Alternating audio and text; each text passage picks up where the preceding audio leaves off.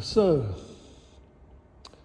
all reality, all matter is being created by these excitations and interactions of quantum fields. That sounds very dry, doesn't it? It sounds very intellectual. But what if it changed the way we think about things? If we take on board the idea that we are all connected via these few building blocks, then why do we treat each other so differently? If the stuff around us on the planet is made of these interacting building blocks, why do we plunder the earth so horrifically?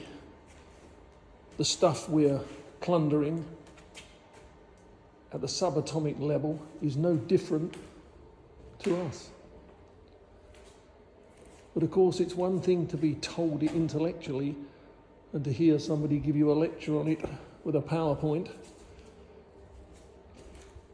It's quite another to have it embedded into your thinking through a different method, and that's what I'm trying to do, really. Through the workshops that I run and the work that I make, I try and embed the ideas in the surface of drawing, in the making of drawing, in the process. I try and find an equivalent world for you to enter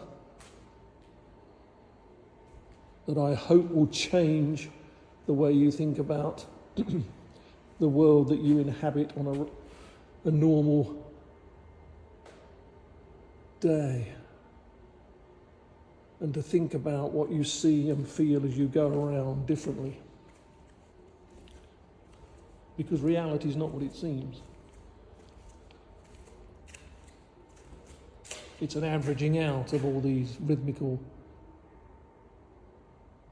interactions. So it's my passionate belief that if enough people take this on board,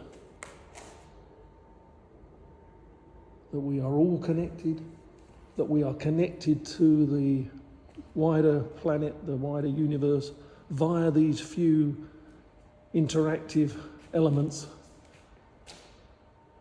If we could truly take that on board, then surely we would act differently. And I believe you are more likely to take it on board if it's embedded into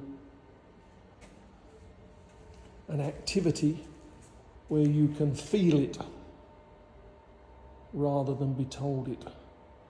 And that's what my work and workshops attempts to do.